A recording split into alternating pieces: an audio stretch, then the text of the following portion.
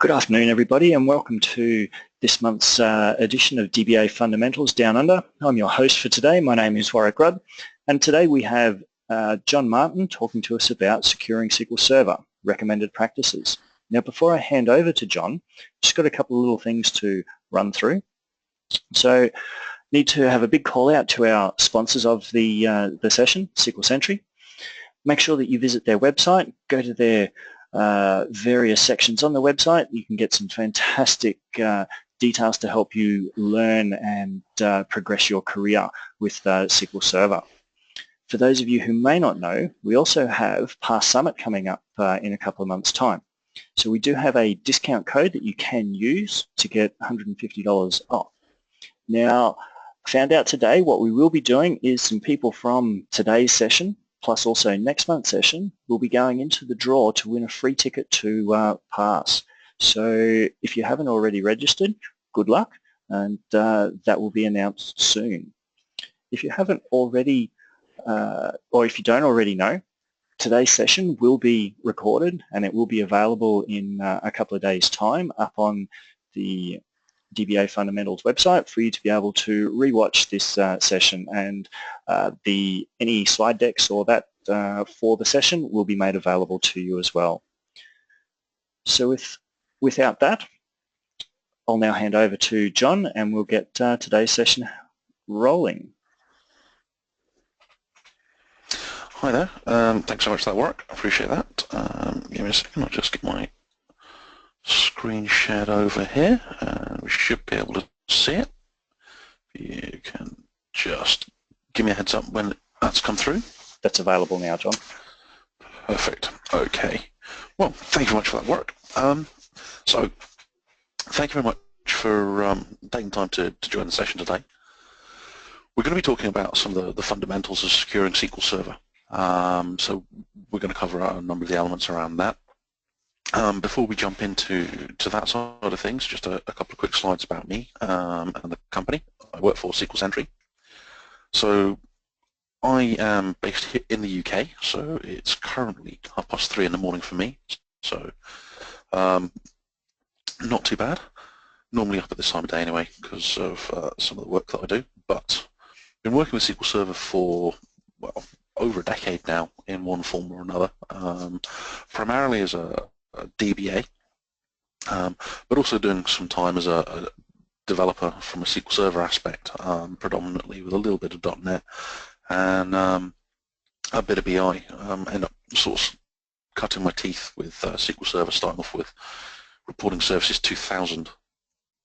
So had a bit of a view of what's gone on with SQL Server over the years. Prior to joining SQL Sentry, worked as a Premier Field Engineer for Microsoft over here in the UK, covering Core Engine and a number of sort of other areas, predominantly high availability, disaster recovery, and a bit of Azure.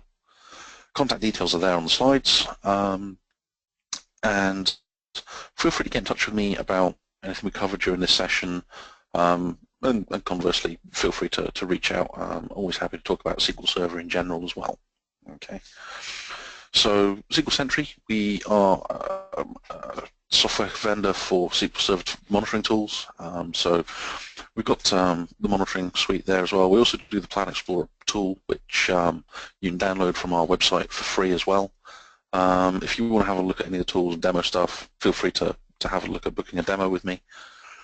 As Warwick said, we also give away a big pile of ebooks. So we've got 5 of them for free. They're not your common sort of very sort of few pages, marketing dump, that type of thing. These are a couple of 100 pages of proper technical content from the likes of Aaron Bertrand, Paul Randall, Kimberly Tripp, Joe Sack, you name it really. I mean, Paul White as well. A huge amount of proper technical content there. Just go to the website, download them from there. They're all free. Loads of great content. So that's the salesy bit done. The agenda, so the things that we're going to look at and the things we're going to cover through the course of this session. So when we think about security, we've got to think, or we've got to really go back to basics. We've got to think about the physical security side of things. We're going to think about some of the key principles that we need to apply when we come thinking about security in general, not only for SQL Server, but some of the key mindsets that we should have in place when we build any system, really. We'll look at some of the SQL Server configuration side of things, from service level security, then into the server, and then potentially into the database as well. So we've got those elements. Operating system configurations as well, because some of those are going to be key. If you get those wrong, again, you're leaving yourself open. We'll think about some of the database design concepts, and then, as I said as well, we're going to look at things like some of the configurations, specifically around the way that we set up our databases and the way that we need to make sure we interact with them, and some of the feature set as well from SQL Server that we can leverage in order to effectively give us the security we need in order to help protect the data that we're managing. So, moving on. Some of the key principles. Security is all about layers, okay? As you can see there on the quick diagram, it's all about having what you want to protect at the core. Okay, these are the things. Identify what we want to protect, and then build up different layers of security around it. And that way, when people come and try to potentially access that data from an unauthorized standpoint, you're looking at having to get through one layer, two layers, however many more. And the key thing to think about here and take away is it's all about defense in depth. Okay, having one single layer is not really going to be enough. You need to look at everything from what are all the touch points on the way in. Okay, you need to think about what are the technologies involved, the placement of logical services, the physical services as well, where is everything that we're doing, and how we're actually handling the data that we manage. So if you've only got one layer, it's one of the things, you get one thing wrong and it's in. Okay, you've got 4 or 5 different layers, that's 4 or 5 different things that need to go wrong in order to be able to breach the system. Okay, and it's important to understand what we mean by, say, a breach. Okay, we'll come on to that shortly, but the 3 key things that it's important to really understand, in my view, when it comes to security, is that threats are not just coming from one place. There's many different places that these threats will exist. So we're looking at things like people out to do no good. So people out just to breach the system for their own status, people who are out there looking to get the data and then expose it on the internet for whatever reason. You've got various different activists out there that for one reason or another may take a viewpoint that is different to the company you work for or what have you, and want to expose that information. Then you've got things like corporate espionage, which can take many, many forms. So you can look at people directly attacking the system. You can look at them trying to do social engineering through authorized users that exist within your business, potentially even looking at recruiting people into your organization. So these are the sort of mindset to understand, is that it's not just a case of I need to make sure it doesn't speak to the internet and I need to put a firewall in front of it. You've got to understand all those. It could be a rogue admin. It could be any sort of situation like that. The threats are many, and it's not just your external factor trying to come in. Then you also have to think about accidental disclosures. Okay. Now, what I mean by an accidental disclosure, you're looking at authorized people with no sort of malcontent or anything like that, or desire to do harm, but simply just having access where they shouldn't have. It could be something like the application support guys who've got access to the database backups directory. That's potential accidental disclosure, still potentially considered a breach in certain scenarios, depending on the types of security and compliance that you're working with. So PCI DSS, for example, if you're using, say, reversible encryption and things like that, then if someone can get hold of the database backup, potentially they can look at the encrypted values, and if they were to get the encryption keys, be able to do the reversible encryption on things. So again, whilst they may not have the intent to do that, just simply having that level of access can be classified as accidental disclosure. Okay, so again, keep that in mind. And when we think about these things, it can seem very, very expansive. There's an awful lot to take into account there. So this is where we need to understand the scope. scope is absolutely key in anything we do with regards to security. And what I mean by scope is, what are your requirements? What do you need to meet in order to be secure from a company security standpoint, from a compliance within the industry regulation like PCI DSS? If you're working out of the US or for a US company, the legislation they have to manage, such as Sarbanes-Oxley, from a finance reporting perspective, or potentially even you think about data protection acts that exist in the various different regions in the world that may differ. Understanding the scope of what you need to achieve, but then also when you look at what you're implementing on your environments, what is the scope that you've got that's at risk? Okay, so it's one of those things that if we come back to PCI DSS, which is very well documented security compliance requirements. It could be something, if your scope is very, very wide, for example, your entire network segment where you've got a mix of servers, network devices, and potentially client desktops. If you've got it open to that sort of expansive level, then simply not patching a desktop can mean you don't meet compliance. So by reducing that overall scope of equipment and systems and environment that needs to be applicable to that security measure for whatever reason, if you make that small as possible, it makes your life a lot easier when it comes to managing them, but also it reduces the potential risks as well around being out of compliant or being in an insecure state. Okay, so scope is really, really key as well. So, and one of the approaches I take when I do solution design, maybe if it's say an ERP platform or anything like that, designing it is all about modularization and decoupling. Okay, lots and lots of small systems acting together as part of a larger whole. And by taking that sort of approach, you can also modularize your security. So you don't need to secure everything to the same level necessarily. You need to be quite pragmatic in your approach to that.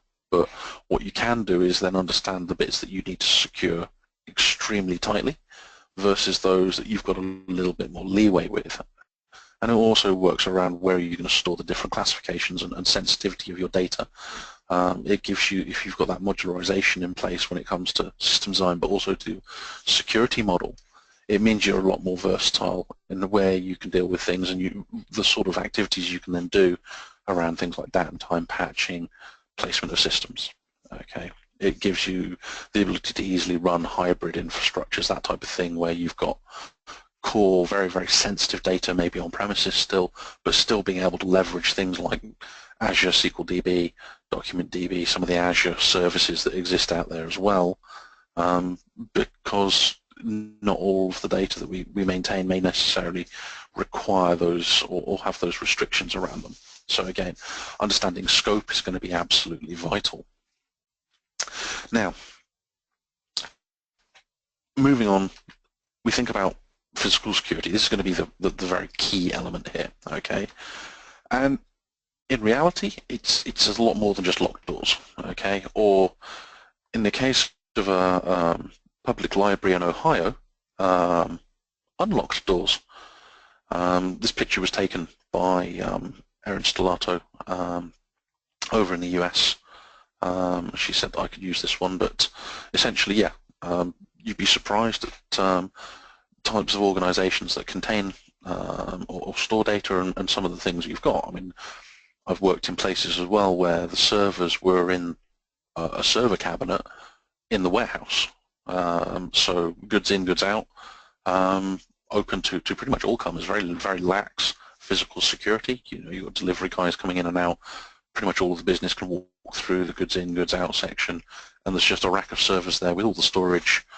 Not the best environment, not the coolest necessarily as well, all that sort of stuff where, yeah, you get the idea really. It's one of those things. You've got to think about how we're going to put it together, but securing the physical infrastructure, great. If you're going to use a colo data center or you're going to use something like the Azure SQL data centers or AWS or whatever, then you end up having those data centers are inherently secure. There's an awful lot of vetting that goes on around the people who can access them. Their locations are not widely published. other than the regions that they're in, that type of thing.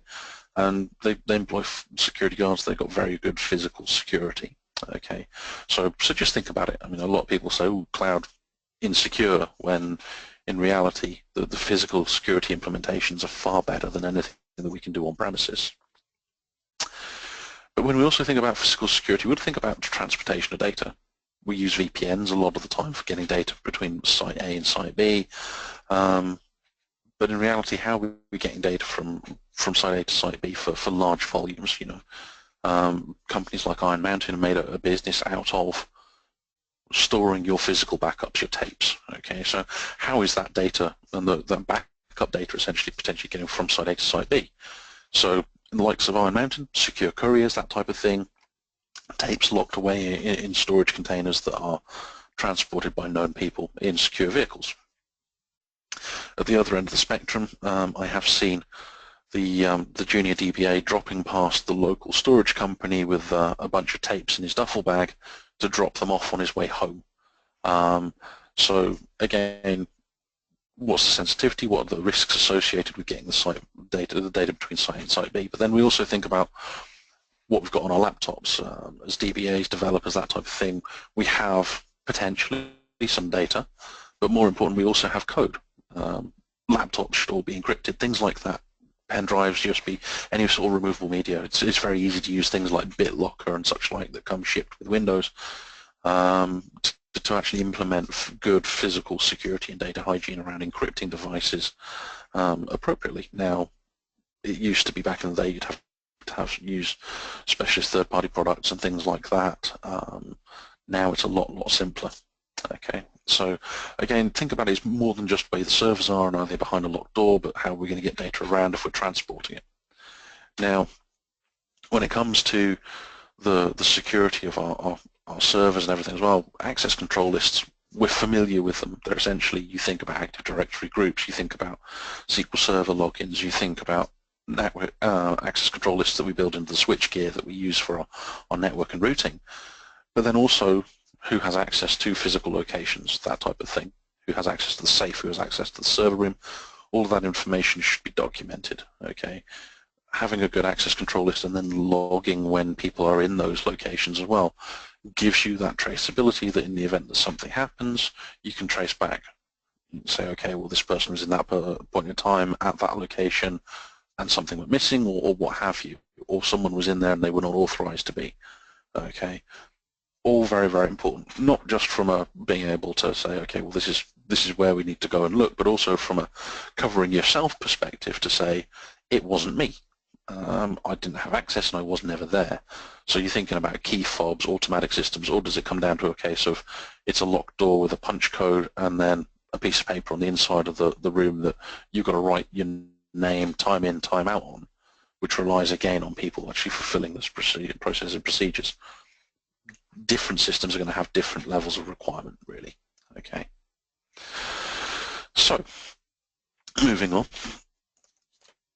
We're going to start thinking, okay, we've got our physical servers, they're all secure, all our data locations are secure, and then we're going to come in and we can think about the Windows operating system in this case. Okay. Now, this stands really for whether you're using it on premises, whether you're going to use a cloud-based system as well. But essentially what we need to think about is file system access control lists. Okay, so you think up where you're going to store your backups. Are they on network shares? Who has access to those network shares? What level of permissions have they got? So yeah, you're going to have the SQL Server services, that type of thing, to be able to do the backups, the automation processes that you have, and the various accounts that are used for that automation. Is that running through SQL Agent? Is it running through an external process? That type of thing. Where are the user accounts? How are they managed? That type of thing. Okay.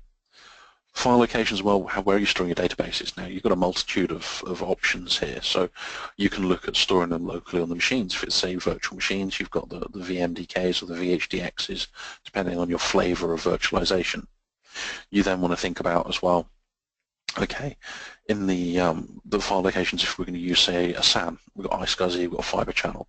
Again, how are we controlling that level of access? Are we using some form of authentication on those drive connectivity so that we're restricting which servers have access so that someone can't mount those volumes elsewhere easily?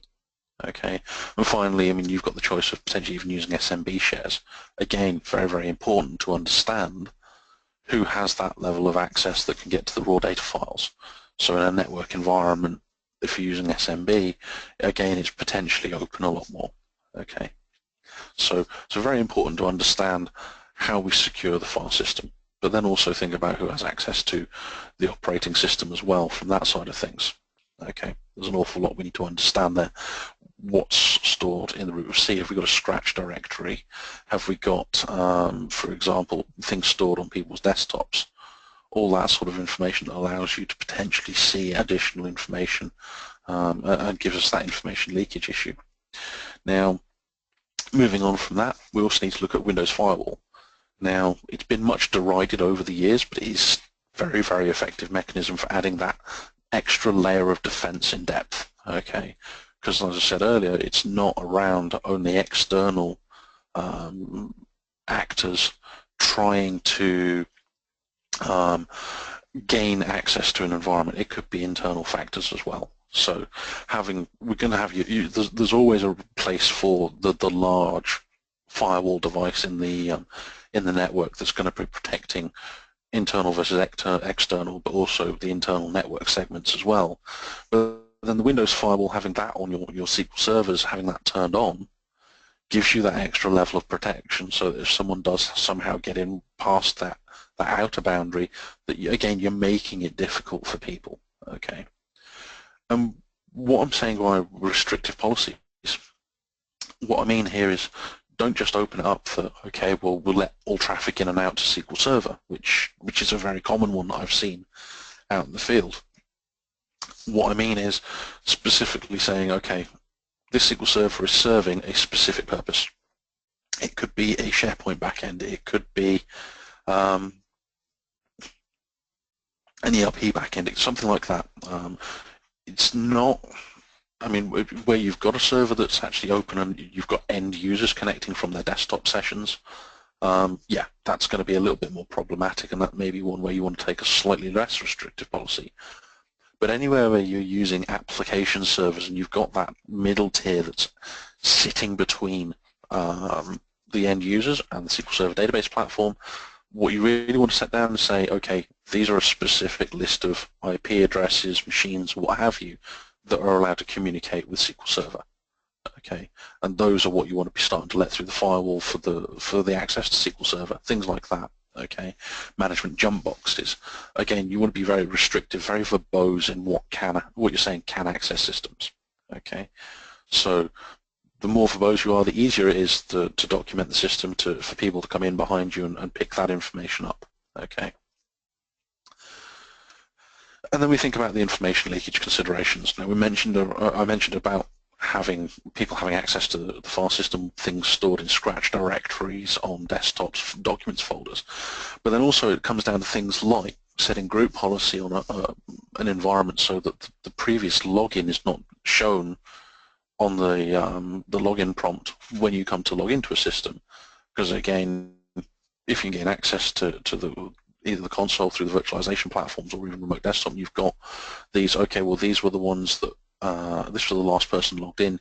You could potentially be giving away username formats for sensitive accounts. So, for example, if you've got a normal domain account, which is just your first initial last name, yeah, everyone's going to know that. But, for example, if they're prefixed with DBA underscore or DA underscore for domain admin, DB admin, that type of thing, again, you're starting to, okay, well, now I know the format of the account, who are the DBAs, okay, there I can start extrapolating information along those lines as well.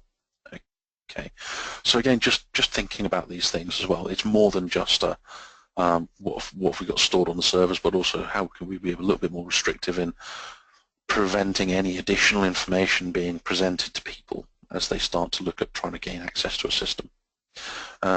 Also, don't forget to put a disclaimer on the machines. Makes life a lot easier if you're very sort of explicit in that information. These machines are only, this system is only permitted by those who are authorized to use it. Again, it just makes people think. If you've got a casual person having a poke around, it makes them think. Obviously, if you've got someone who's determined to try and get hold of information, it's not going to be there, but again, you're looking at covering your bases.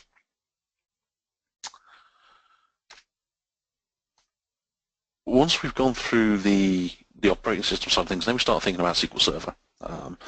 And obviously we do the installation of SQL Server. Very, very important to get that right from as we talked about, file locations. But then you're going to look at your standard configurations, you're going to place file placement and what have you. But when it comes to service accounts, this again is a very, very key area. Okay, compartmentalize. There's a theme that will run through most of my sessions when we talk about anything that we're designing in this way. But when I say compartmentalize, I mean go as granular as you can with service accounts. Okay, so we're thinking different account for each service on a server, and then for every server they should be different accounts again. Okay, if you've got a lot of SQL servers, that means an awful lot of accounts to manage. Now, managed service accounts are one mechanism you can use to help alleviate some of the potential overhead with this. Because when you think about running those service accounts, we should be looking to do password rotation, okay, which can become very problematic at a very, very large scale. But Microsoft have helped us out along this way. We're looking at things like PowerShell being interacted with Active Directory. Very easy to create, manage these accounts using PowerShell. Now, domain level service accounts would be the way that I go by default. Obviously, if you haven't got a domain, you're running a DMZ, then you've got various different options as well. But again, you're going to be looking at very specific configurations. Not going to really go into looking at those. We're looking here more at the high level, more general solution that we deal with in domain environments. But managed service accounts, very, very important thing to understand. Okay. Now, when you think about managed service accounts, there's two flavors. Okay, we've got the managed service account. Okay, this was introduced with a domain functional level of 2008 and above. So that's the Windows Server functional domain level. Okay, you need to have that in place. Managed service accounts were supported from SQL Server 2012 and above. Okay, now managed service accounts are a one-to-one relationship between the managed service account entity and the SQL Server that you're going to be using it on. Okay, you can't use that account on 2 or 3 other servers. That's where group managed service accounts come in. We'll talk about them briefly. Now, the managed service accounts, 2012 SQL Server and above. One of the things to understand here is because you've got that restriction around one server per MSA, it rules them out for the use of availability groups if you want to use Kerberos authentication against the availability group listener.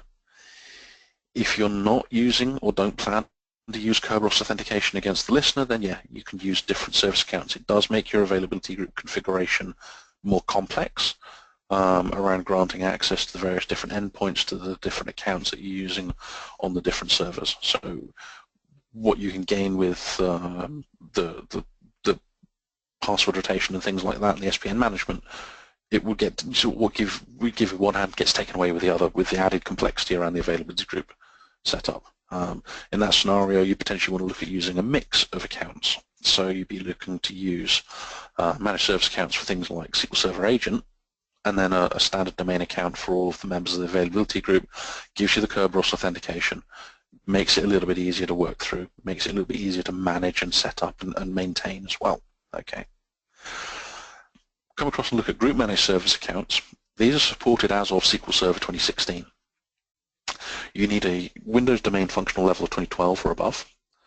And what you get here essentially is where it was a one-to-one relationship previously, you've now got essentially a security group rather than directly linking the security principal.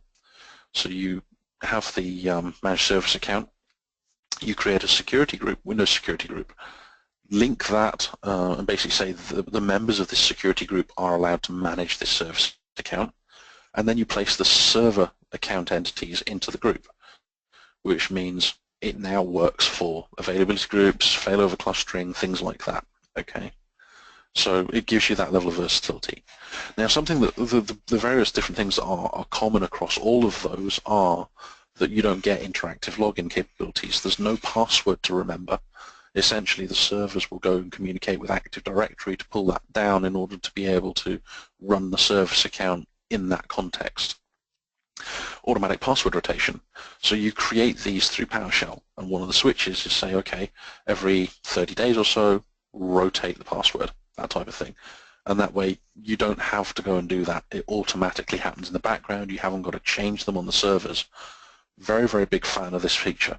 But also SPN management. It makes that life a lot. It makes your life a lot easier there because you can actually specify the SPNs associated with the accounts as well, and it just eases the SPN management. So there's a large number of sort of tangible operational benefits to looking at using managed service accounts. Now the other one as well is because you use PowerShell, it's very easy to create a lot of them. Just have either have a script and run through those, or that just iterates through a loop, or CSV file that has that information there. Go and create all of these service accounts. When it comes to the naming of the service accounts, I try to avoid also, again, thinking about information leakage, I try to avoid staying there SQL Server service accounts or SQL Agent service accounts. Especially when you think about SQL Server Agent, and we'll come on to that when we look at the next couple of slides, there's one key thing that we need to understand around how Agent works. That it makes it probably one of the bigger attack vectors, really. But by having one service account for every service and then collecting them together and then doing that for every single server, you just make it, again, a lot more difficult, and you're reducing that sort of field of scope. Okay. So we think about the compartmentalized structure of things. We've got a number of database servers here, and as I said, I mean, I've seen environments where we have one account, okay, one account across the entire estate for SQL Server and for SQL Server Agent, okay. So our scope of risk for that one account being compromised extends to our entire SQL Server estate, okay. You might laugh, I mean, I have seen this. Okay, I've done health checks and such like when I was at Microsoft, and one of the places I went to, 137 servers, all using the same service account. Okay, now the big thing around SQL Server Agent is that SQL Server Agent service account runs as a sysadmin in the context of the agent that it's running on, of the instance it's running in. So that's one service account that will compromise potentially an entire SQL Server estate, just because it's being used there for SQL Agent, okay? So that's one account that's sysadmin across the entire estate. And because it's a service account, it means the password is going to be written down somewhere, be it on a piece of paper in a safe, on a post-it note on someone's desk, in a spreadsheet that's password protected, you'd hope, or maybe somewhere sort of more secure in, say, a password manager. But the key thing to understand there is it's one account that's potentially giving you that scope and the ability to compromise in an entire estate very, very easily. So again, that's something that I would look to try and avoid doing at all costs. So other solutions, we see we have a subset of accounts. Now, a subset of accounts, this is where you may be for sort of availability groups. So if you're using 2012, it's a domain account, so you want to make sure that's as secure as possible. Where you're going to use things like AGs for that, you can still use managed service accounts for SQL Server Agent. There doesn't need to be that same SQL Server Agent service account across all of the boxes. Okay, if you're doing maintenance tasks, each SQL Server Agent is going to be sysadmin, be able to perform backups, check DBs, and so on and so forth. Okay, so not the necessity as you would have with the domain account. Being the same for all of the engines, okay, which doesn't need very, very high-level rights anyway. But what that means is it's instantly taken our very large scope and reduced it down into 3 smaller areas of scope. Now, the ideal is that we have accounts at a very, very granular level like this. Okay. Now, again, this is where managed service accounts really come into their own. If you're using 2016, the previous model works very, very well for those as well, because you can use group managed service accounts and managed service accounts in tandem for both of those. But what that means is that our sort of scope of risk is much, much reduced. So if one of those areas is compromised, it's a very small subset of our overall estate. Okay, so again, think about this in a bit more depth. How are we going to look at pulling all this together? So very, very important to understand that side of things. So coming back to SQL Server configurations, this is where we're also going to think about encrypting our connectivity between our clients and our servers. Now, you've got two main options here. One is in the hands of the DBA, which is where you're looking at your encrypting SQL Server connections with TLS or SSL. Essentially, you're looking at setting up a security certificate on your SQL Server to say, okay, we want to encrypt all our server-bound connections where we can. You can either force it, or you can say, okay, if the client doesn't support it, then we'll revert back. Again, that's going to depend on your particular implementation.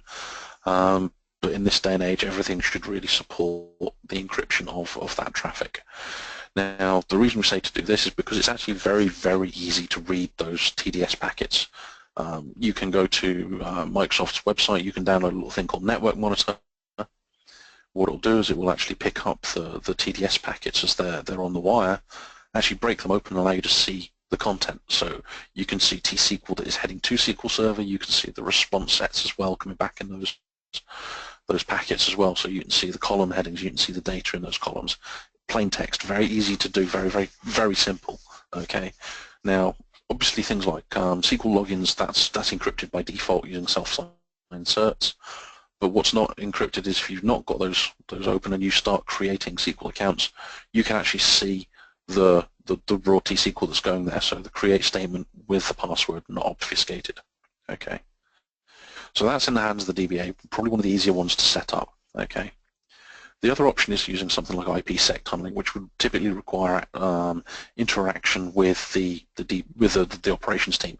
You're looking at setting that on a network-wide level, either through the switch keys, but it's typically from server to server. Okay, so there's nothing to stop you from doing both as well. So if you want, again, those extra layers of security around that, it just makes life a little bit more complex, but it gives you the extra level of security you need. I would strongly recommend looking at securing and encrypting everything that goes to SQL Server from a network traffic perspective, at the very least with effective TLS security, where you just need to get the security certificate and add that through the configuration manager and go from there. Okay. Ooh. So, SQL Server configurations. Once we've got the server installed, we've got the OS considered, we've got the server racked, stacked, secured, we've got the OS installed and configured, we've installed SQL Server, we've got the service account set up, we've set up all the ACLs for where it's going to be storing its information. This is when we start looking at our SQL Server side of things. Okay, once we're into SQL Server, role-based security. Okay, role-based security makes life a lot easier, so if people are coming and going, you don't really want to be setting explicit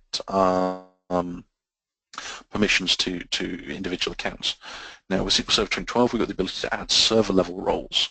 So you've got sysadmin and all the various other ones that are built in by default, but now you can create your own from 2012 and above. If you do this, one of the upshots is that you can then grant these permissions to the server level role. Now that server level role we create using T-SQL, and you can store that in source control. So we've now got a track of what's going on. So source control is not only for the development side of things, we are talking about leveraging it from a DBA standpoint, from an operations standpoint. It makes life a lot easier here. When it comes to deploying servers, you can have a standard role configuration that you can deploy, and then off we go, nice and easy. Okay, so making use of those server level roles, what you do then is you'd have your server level login being linked to, say, an Active Directory group, and then you place that group into the server level role as you would normally do. And then what it means is, again, it's very easy to add and remove things. You're not going to have, if, for example, two different groups need the same level of rights, that if it's not a standard, we're not dropping them into, say, backup admin or things like that, you can add them into this role, and then you can take one out. You don't have to maintain two sets of permissions all the time. Okay. Common sense really, but try to avoid the use of sysadmin where possible. There are applications still in this day and age that need sysadmin for whatever reason. Some of them are legitimate reasons, because you need to perform certain actions at the server level that necessitate sysadmin privileges because of the way that Microsoft's architected SQL Server. But then there are those that are just lazy who say we need sysadmin because. And in that scenario, there's a couple of options. One is do the install with them as sysadmin, then knock them down to something like DBO and see if the system still works. Because in reality, if the application is dealing with just a database but doing things at the server level, you may not necessarily want to maintain those applications on servers where you've got other requirements or other systems with the back ends on there. If you have got to use sysadmin, and there are those scenarios, like I say, then in that situation what you want to do is really look at, can we put a dedicated SQL Server instance together for this one, minimize the potential crossover against other systems. Okay.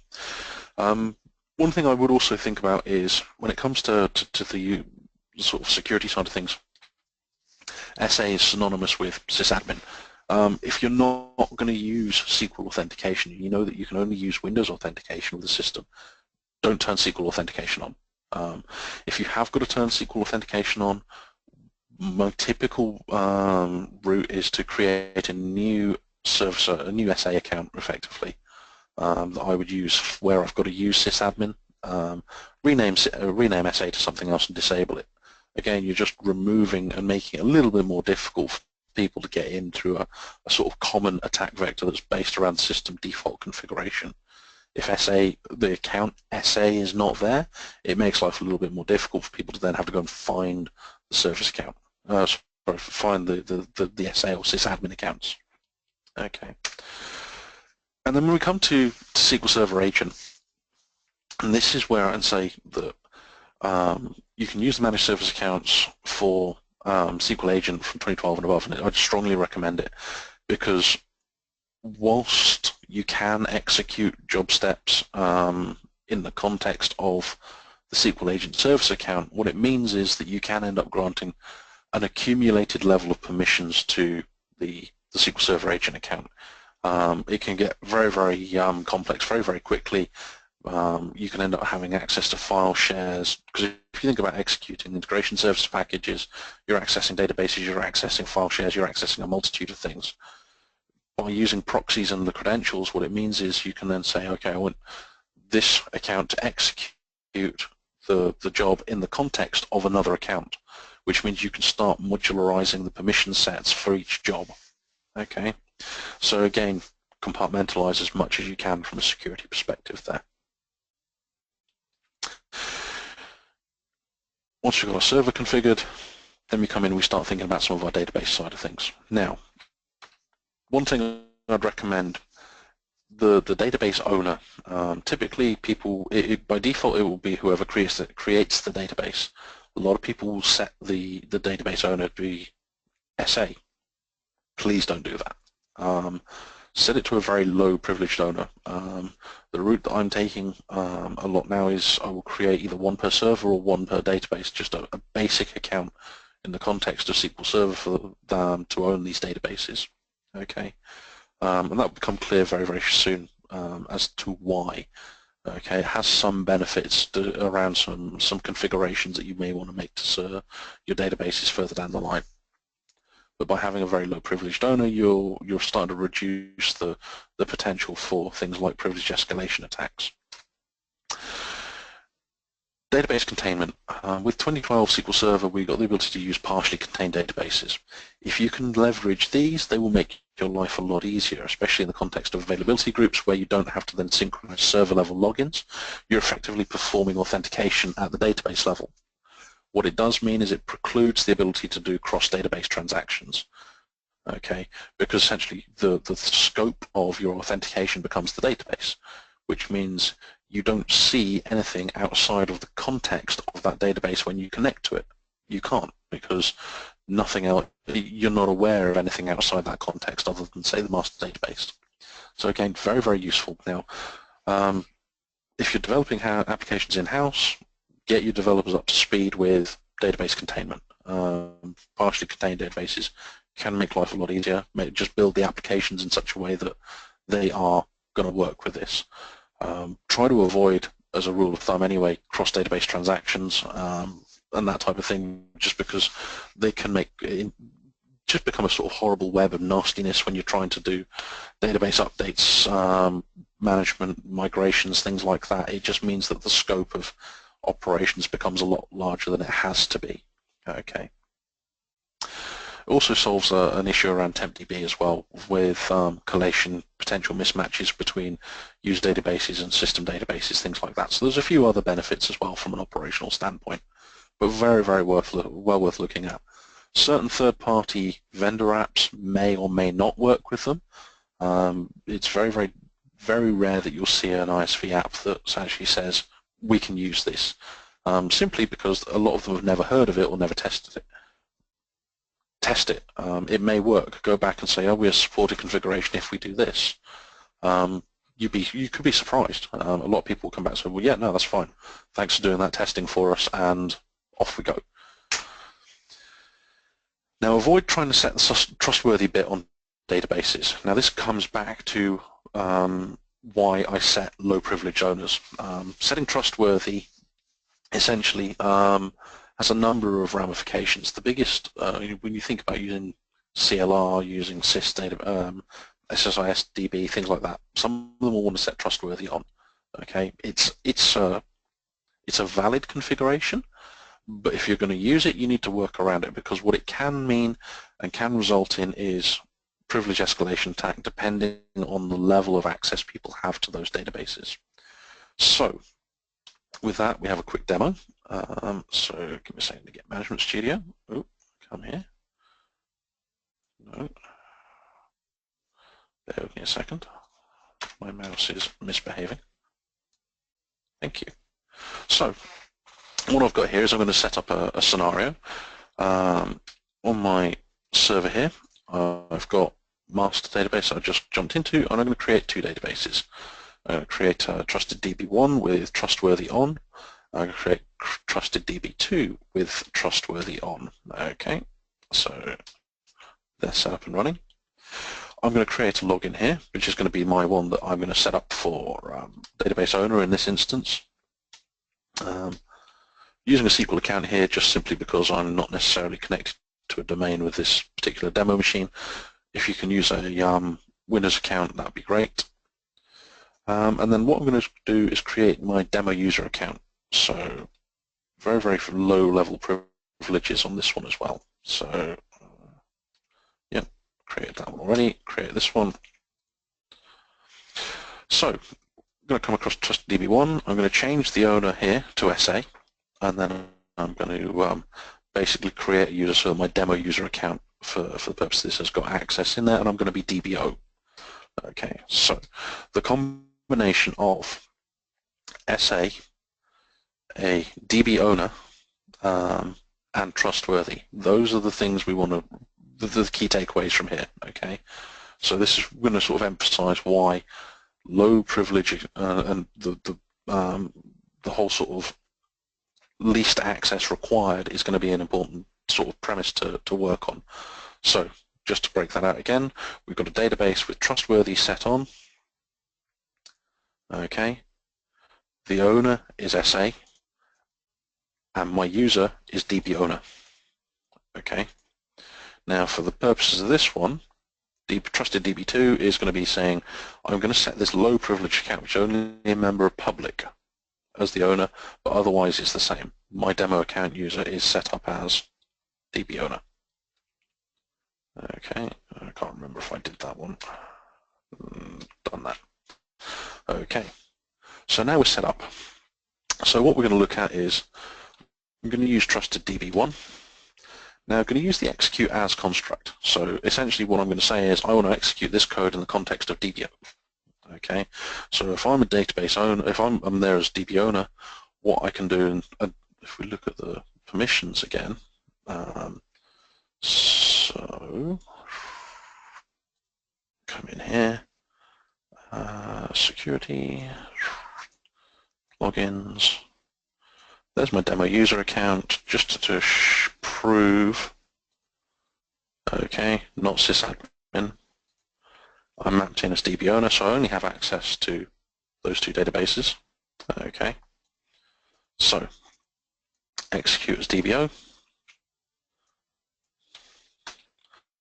I can now jump out and create a database at the server level. Okay, so if we jump back to here and I'll refresh these.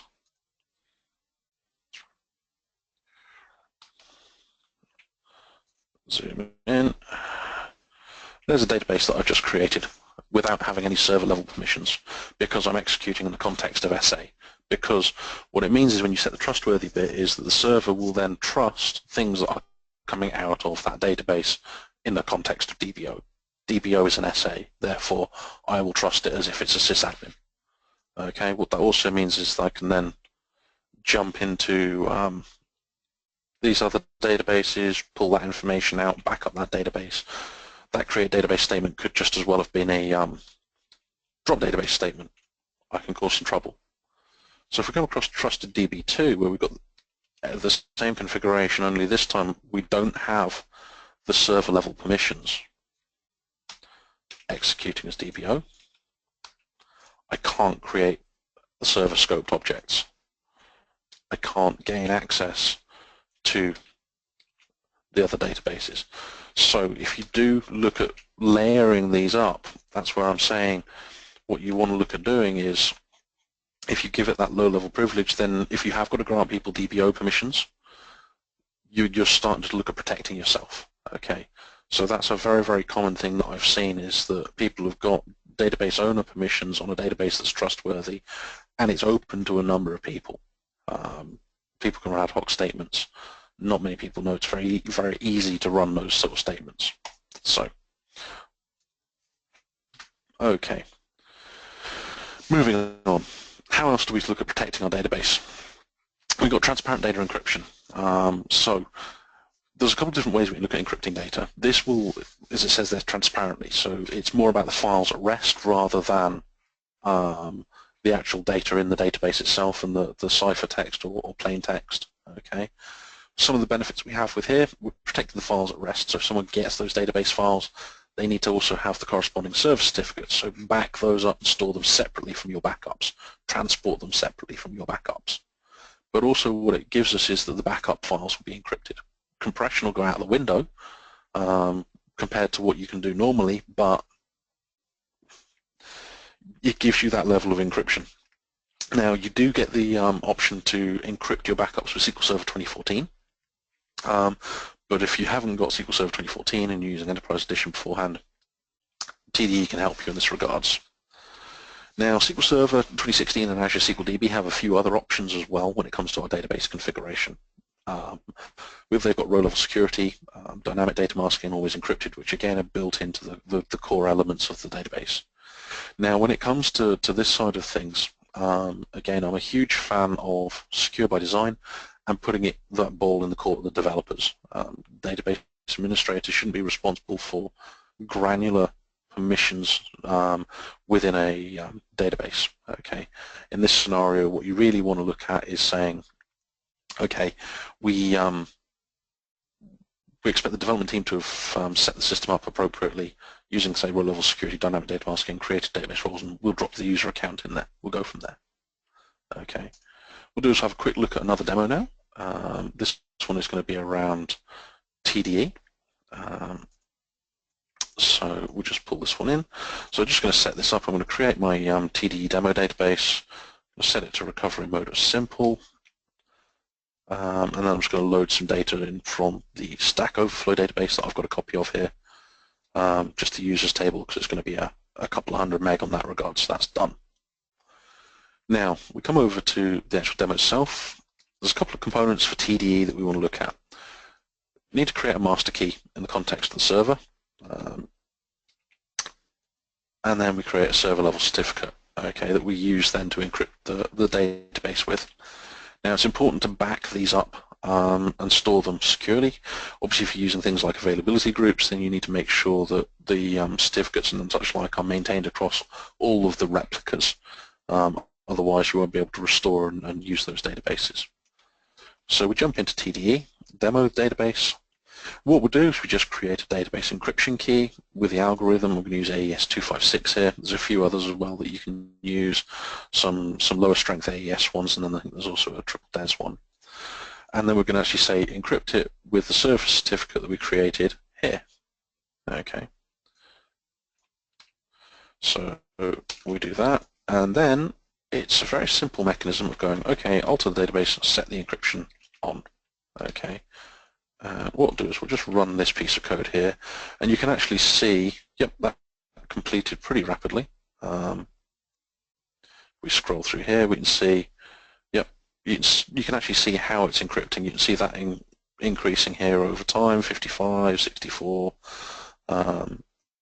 76, 80, and completed. And basically the bit flips from 2, which is encrypting, to 3, which is encrypted. Now, one thing you will notice is that I've encrypted my TDE demo, but at the same time, tempDB has also been encrypted.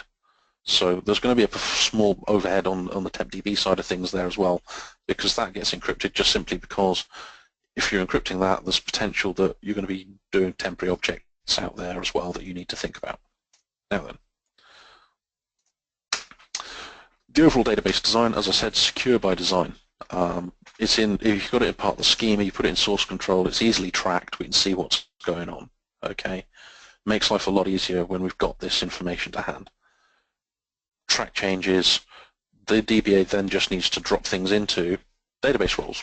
So rather than assigning permissions to database users directly, the devs should be creating database roles, assign the permissions to the roles, and it's just simply a case of linking the login to the user, which should then drop into a database role, and everything should work. Okay. If you're using stored procedures with dynamic SQL, seriously look at execute as and setting up very, very low privileged accounts as well, potentially where you want to grant access to 2 or 3 objects, and be very explicit in your permission set. So explicit denies, explicit grants, things like that. Okay, don't just grant access, so execute on an entire schema, select on an entire schema, things like that. You want to be a little bit more verbose. That way it's very easy to document who has what level of permissions, and those permissions are only what they need. In line with that, limit table access.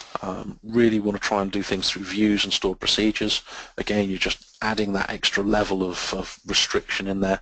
You can limit things like the columns that are seen through views. You can also then limit and potentially even do, if you haven't used, if you're not using 2016 or Azure SQL DB, you can implement your own row-level security through views, that type of thing. Okay, stored procedures, again, parameterize them, try to protect against the potential for SQL injection. Like we say, if you use execute as well in the context of the stored procedure that's using dynamic code, if you've got it restricted so that user you're executing as only has access to 2 or 3 tables, even if people then inject code into it, potentially you're restricting that the scope, and they may not have the ability to go and see other tables as well. And then encrypting data, ciphertext versus clear text. If you're going to encrypt in the application, it makes life a lot easier. It means the database, the DBA can manage the system without seeing the data. Okay. If that's a requirement, it's something you want to look at. That's where always encrypted that's come in with SQL Server 2016 and Azure SQL DB, very, very important. It allows you that segregation of duties. Okay. And with that, that's my hour up. Have we got any questions at all, Warwick?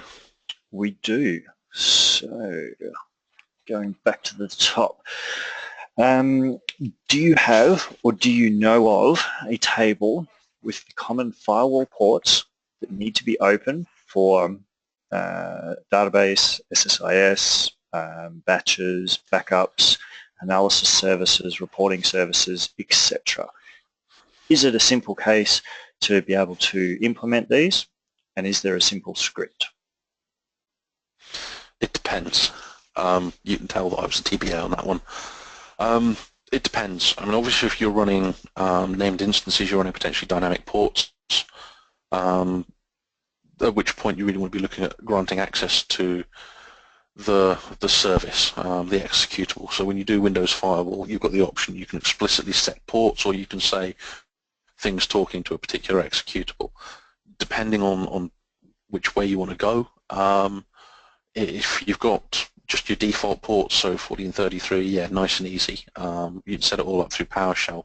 There are some scripts out there. What I'll do is I'll put all the links into the slide deck notes field, so that when I give you the slide deck, everyone will have access to it. But essentially, yeah, There's a lot of common ports unless you choose a configuration where they're going to be dynamic ports, so named instances and things like that, and that's where it starts to get a little bit more complex.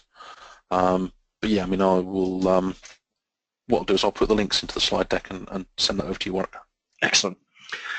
So earlier you mentioned about managed service accounts and group managed service accounts.